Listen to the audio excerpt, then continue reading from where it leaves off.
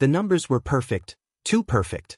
That was the first thing the auditor said before anyone even realized something was wrong. In a business where discrepancies were expected, where human error crept into spreadsheets like dust into old files, perfection didn't signal excellence. It signaled a lie. The city of Brno, tucked quietly in the Czech Republic, was known for its cobbled streets, winter fog, and businesses that had survived generations. One of them was Virex Distribution, a mid-sized pharmaceutical supply company that quietly powered clinics and small hospitals across the region. Inside its glass-fronted office worked Daniel Kovar, a top-performing sales representative with a reputation so clean it bordered on myth. Daniel was the kind of man managers trusted without question. He hit his targets early every quarter. His reports were immaculate. His clients rarely complained. And perhaps most importantly, he never drew attention to himself.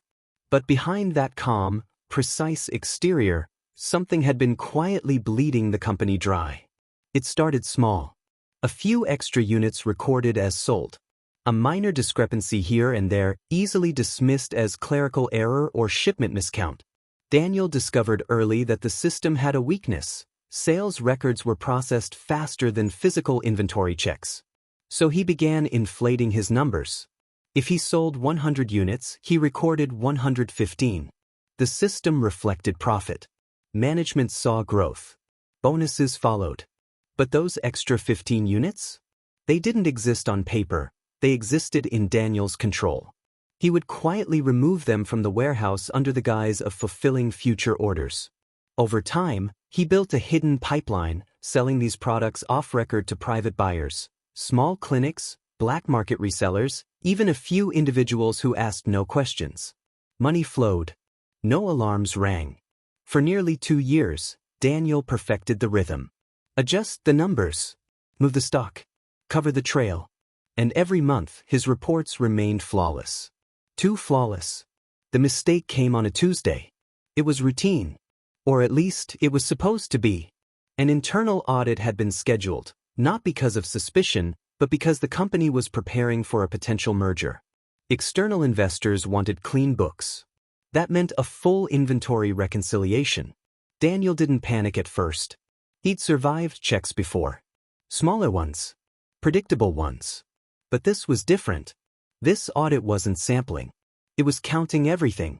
The warehouse fell silent as auditors in dark coats moved aisle by aisle, scanning, counting, verifying. At first, the discrepancies were subtle. A missing box here. An over-reported shipment there. But as the hours passed, the numbers began to unravel. Entire product lines showed shortages. Not minor ones, significant gaps that couldn't be explained by simple error. The auditors cross-checked the sales logs. That's when they saw it.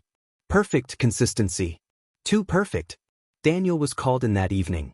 He sat across from 2 investigators and the lead auditor, a woman named Petra Volkova, whose sharp eyes missed nothing. "Your numbers don't fluctuate," she said, sliding a printed report toward him. Daniel forced a calm smile. "Isn't that a good thing?" Petra didn't smile back. "No," she said quietly.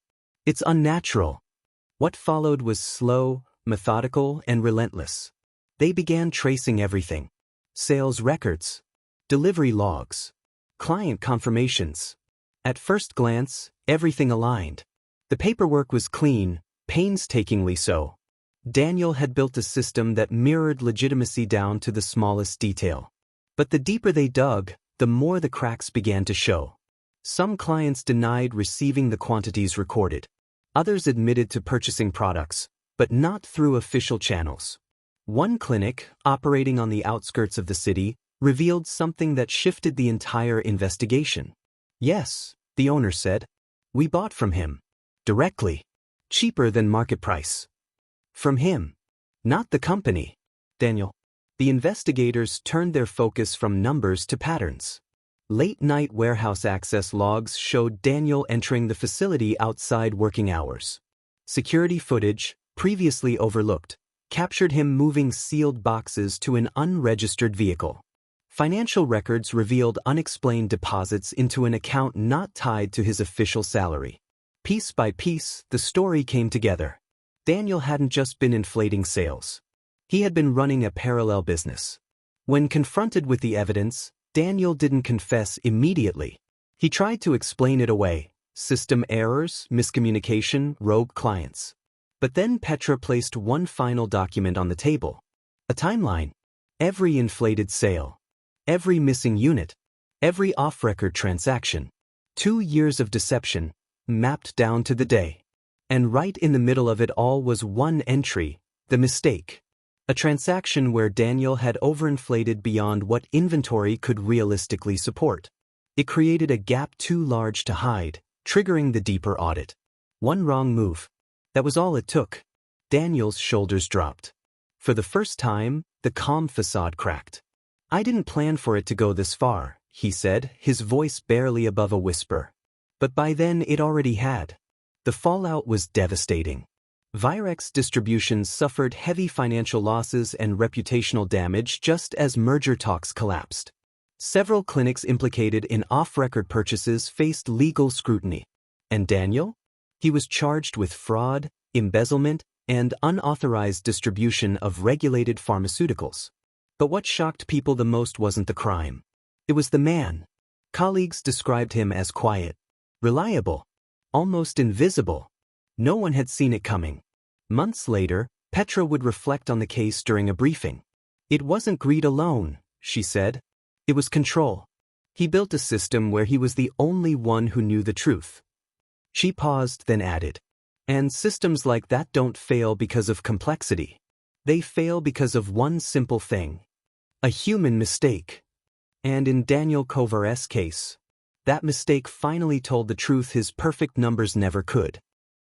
If you enjoyed this story, make sure to like this video, subscribe to the channel, and turn on notifications for more shocking true crime stories and negation-style mysteries every week. What do you think gave Daniel away first? Greed, overconfidence, or the perfect numbers? Drop your thoughts and theories in the comments below.